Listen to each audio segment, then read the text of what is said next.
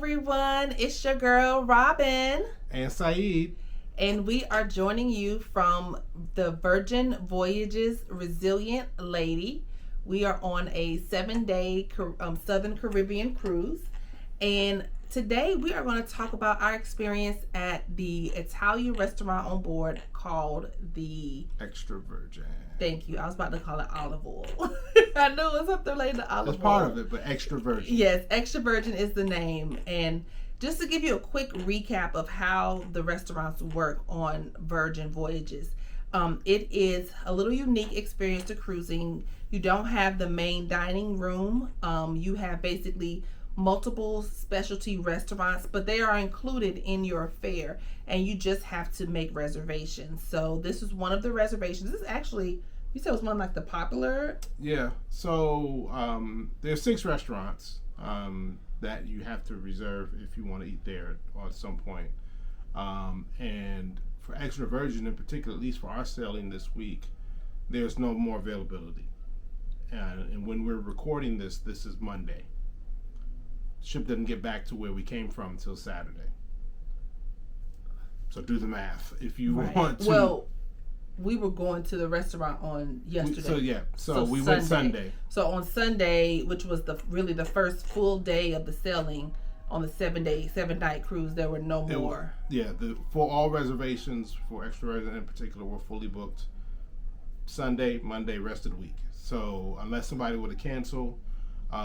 What Virgin offers is that you can walk in and then they will try to seat you if they can. But as far as again reservations, Extra Virgin in particular is the one restaurant really this week that we've seen so far where if you wanted to change it or get in there later, can't do it. I think one of the dilemmas this week is that there's a very large group on here. I think over 100 people are part of one group, and so they've been like marking off like half of restaurants to accommodate this group. Different nights. I think we just happened to be on there one of the nights they were there. But nevertheless, I think the Italian food is something that's very popular, so I think people love it. So let's get into what we had. Right. So 3 courses. Started with Calamari. It was good. I wouldn't say it was anything spectacular or like, oh, this is the best calamari I ever had in life. But it was solid. It's cooked well, seasoned well. They had the I forget what the sauce is that you would call it that you normally have with seafood, but cocktail. No, not the cocktail. It's like it almost reminds you of Thousand Island, but there's a particular term. It'll come to me later. But in any event, the calamari itself again was good.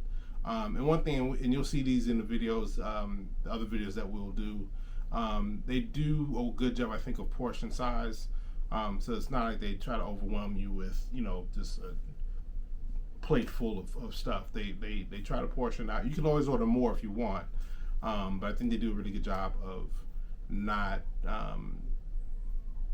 being, gluttonous or over the top with the portion size and how much they give you at one time. So, and I think they also pace the food out well. And I think that helps kind of you just savor each part of the meal and let it digest. So we both started with calamari. We both had it.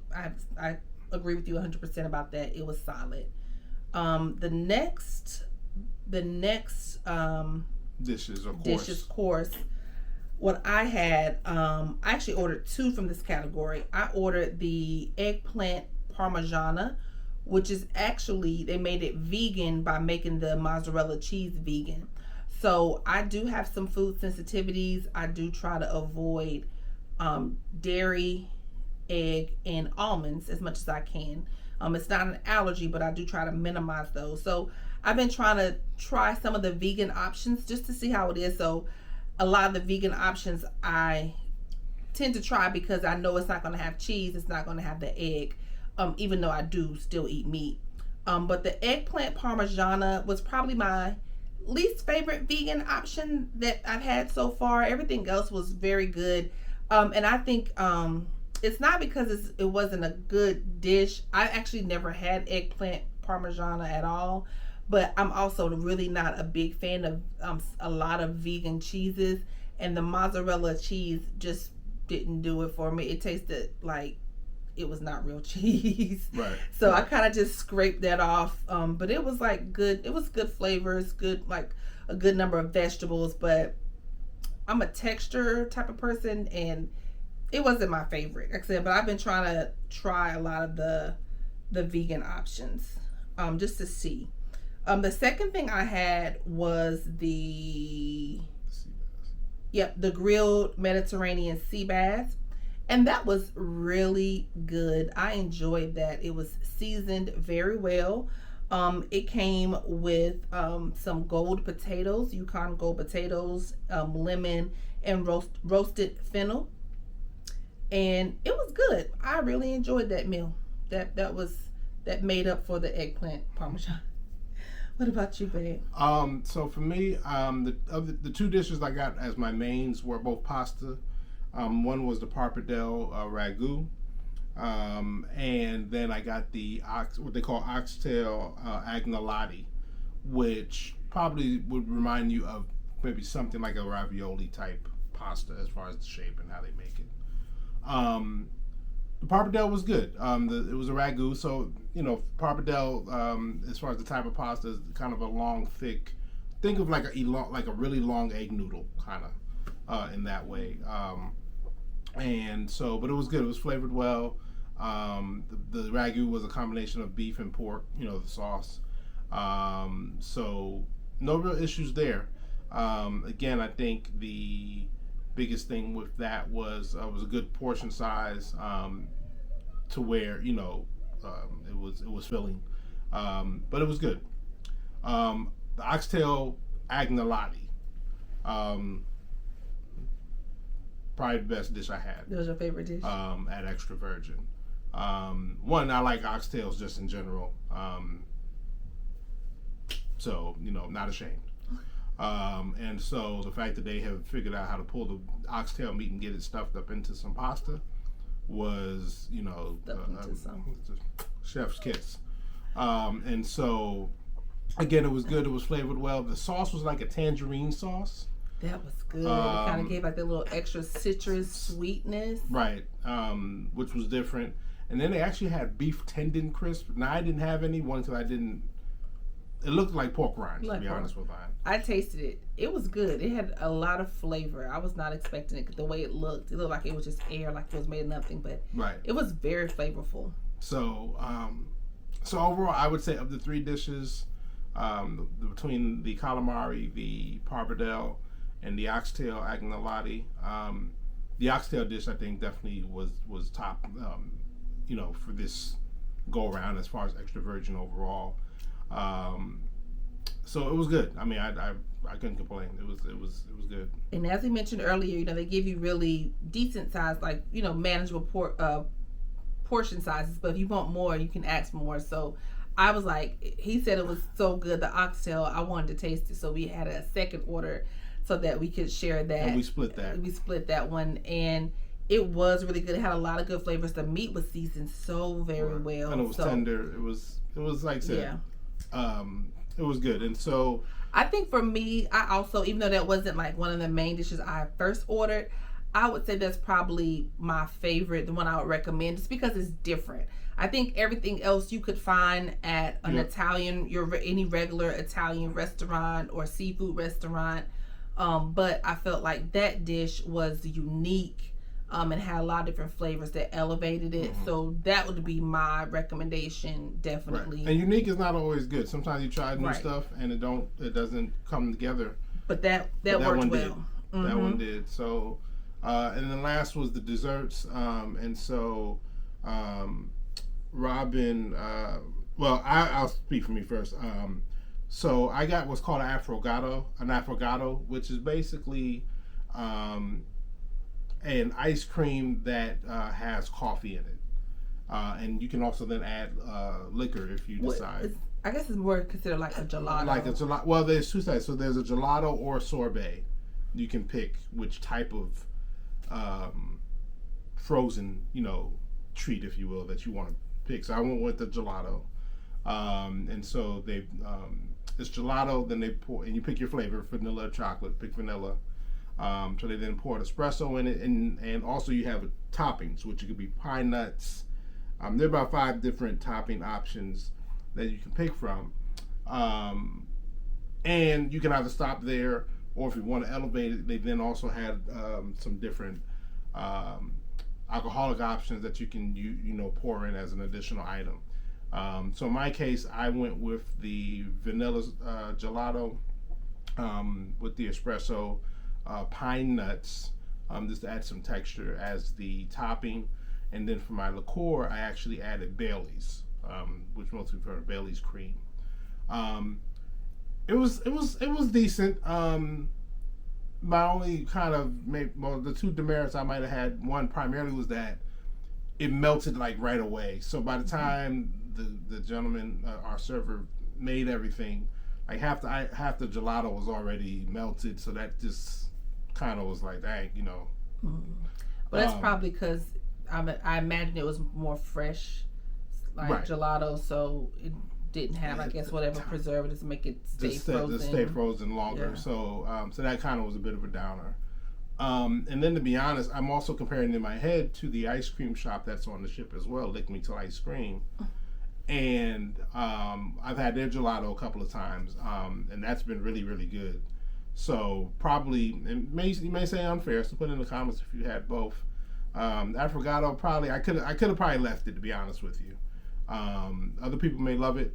In my case, I probably could have just maybe went without it and just got a dessert elsewhere on the ship. So that was me.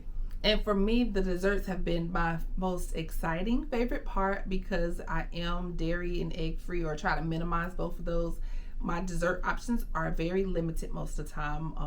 So I always go for the vegan options. Most of the time on cruise ships especially, that means I get like a cup of fruit, a bowl of fruit, and that's it.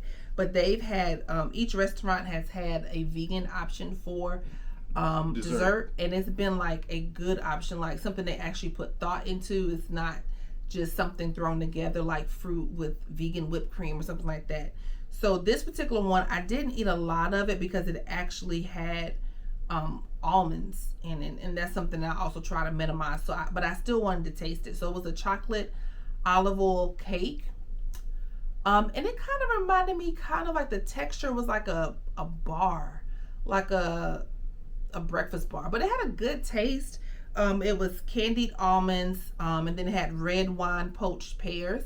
So I think the pears gave it a sweetness. It was a good texture. I enjoyed it. I would have enjoyed it, or really allowed myself to indulge in it more, if it didn't have, if it wasn't, the almonds were like cooked in, so it was no option to remove the almonds. So if it didn't have almonds in it, I really would have been able to indulge in it more. But I just wanted to taste it, and it was good texture, which is usually a hard thing to do with the vegan desserts. Good texture, good flavor. So if you are someone that has different dietary restrictions, you'll probably find some good options here. So yeah, just overall, I think it was a solid Italian meal. Like I said, most of the items, other than the oxtail pasta dish and the vegan dessert, probably you could find at your local, like not a chain Italian restaurant, not like an Olive Garden or Carrabba's or something like that, but like if you have like a family-owned Italian or maybe like an elevated chain. So like I said, it was good, but it wasn't like, oh my gosh, this was amazing. But I think right now this is the second restaurant we've had for dinner. Pink Agave was the first night we got on the boat, and then now Extra Virgin. So how are you ranking them so far? I mean, probably I'd say Pink Agave of those two would be in the lead there. Yeah, I think I say that just because of its uniqueness, Pink Agave. So make sure you go back and watch the video of everything we had. But I think it'll be harder for me to find a restaurant like that in my hometown. Whereas the Italian restaurant, I can find a couple of options that would give me that same level of food. But it wasn't bad. It's just that it wasn't as unique as Pink Agave. But definitely a solid option, a good option, especially those who love Italian. Yep. So next up will be the Wake tomorrow night. So which is the steakhouse on Virgin's ships. And so we ate there for brunch the other day. We had a video on that, so take a look there. But we're now going back to the wake for dinner. So we will have intel and thoughts on what that was like when we dine there tomorrow evening. So as always, first, if you got questions, if you have comments, if you've gone to Extra Virgin, been on the Virgin ships and had it, what were your thoughts when you went? What do you think? Do you feel like us, like, hey, it was good, but I probably could get that at home potentially as well? And if you didn't like it, well, share what your thoughts were around that as well. Or if you loved it. We ran into another passenger, and she said it was her second night eating there. And she loved it. She loved it. She had a steak, and she thought it was so good she wanted to go back the second night. So yeah, let us know what you think. Where do you fall on the spectrum? As far as, love, like, hate, or somewhere in between. Right. And then as always, again, put your comments down here below, like and subscribe to what we're doing.